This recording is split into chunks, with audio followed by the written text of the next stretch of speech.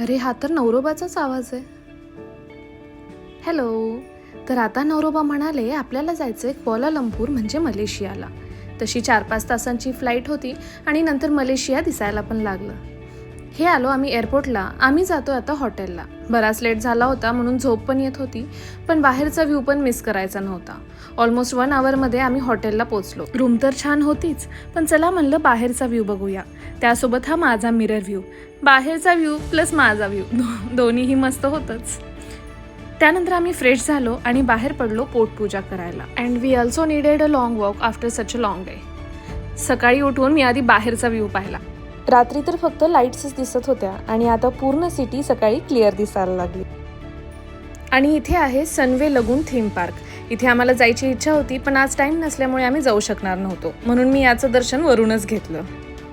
मी तर फटाफट रेडी झाले आणि हा मॅन्डेटरी मिरर व्हिडिओ पण काढून घेतला. हॉटेलला लागूनच सनवे लगून मॉल होता. मग आम्ही इथे एक फेरफटका मारला आणि त्यानंतर आम्ही बाहेर येऊन कॅब बुक केली.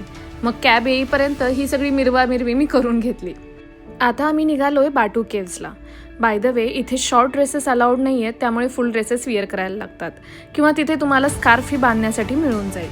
1 तासात आम्ही बाटू केव्सला पोहोचलो सुद्धा. इथलं वातावरण एकदम छान वाटत होतं, पण इथे बऱ्यापैकी गर्दी होती, त्यामुळे इथे समोर थांबून फोटो व्हिडिओ घेणं अवघडच होतं. आणि हे जे कलरफुल दिसत आहेत ना, या आहेत इथे वर जाणाऱ्या पायऱ्या. साधारण या 300 स्टेप्स आहेत, पण या खड्या पायऱ्या असल्यामुळे वर चढता चढता हालत खराब झाली आमची. आणि इथे इतकी माकडं आहेत की विचारता सोय नाही. त्या पायऱ्या चढून आल्यानंतर पुढे आम्हाला या पायऱ्या दिसल्या. म्हणलं चला ठीक आहे, इथपर्यंत आलोय तर अजून वर जाऊ. पहिल्यांदा आम्ही या मंदिरात जाऊन दर्शन घेतलं. ॲक्च्युली इथे आहे गॉड मुरुगन म्हणजे कार्तिकेय महाराजांचं टेम्पल. आणि आपण बाहेर पाहिलं तो त्यांचा 140 फीटचा स्टॅच्यू. त्यानंतर आम्ही वर गेलो आणि वरही एक मंदिर होतं, तिथलंही आम्ही दर्शन घेतलं. मग आदूसोबत थोडी मजा मस्ती केली. आदू माझा नवरा कमी आणि मित्रच जास्त वाटतो. त्यानंतर आम्ही पुढे आलो पेट्रोनास ट्विन टावर्सला, कारण आम्ही तिथे इव्हिनिंगला 7 वाजताचं स्काय ब्रिजचं तिकीट बुक केलं होतं. 7 वाजायला बराच वेळ होता, त्यामुळे आम्ही इथेच असलेल्या KLCC मॉलमध्ये थोडा वेळ फिरलो, शॉपिंग केली आणि लाईट लागल्यानंतर आम्ही व्ह्यू पाहायला बाहेर आलो.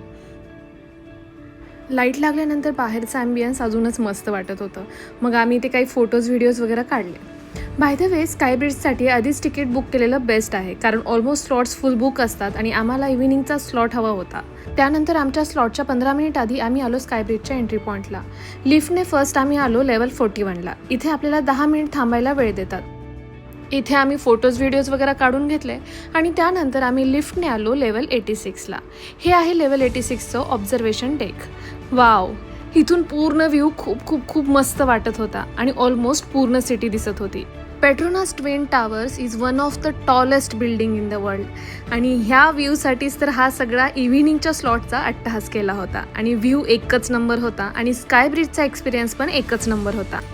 त्यानंतर आम्ही आलो हॉटेलला, कारण उद्या सकाळी आमची अर्ली मॉर्निंग फ्लाईट होती. बाय द वे तुम्हाला जर फ्रीज मॅग्नेट्स घ्यायला आवडत असतील तर बाटू केव्हच्या इथे तुम्हाला मस्त फ्रीज मॅग्नेट्स मिळून जातील. सकाळी उठून आज मी आदूच्या आधी झाले रेडी आणि कॉफी बनवायला घेतली. बाहेर तसा अजून बराच अंधार दिसतोय. आणि हे आलो आम्ही एअरपोर्टला. From all the crew on board at Air India, we thank you for choosing to fly with us, and we look forward to flying you again in the near future. Cabin crew, please prepare for arrival. Thank you.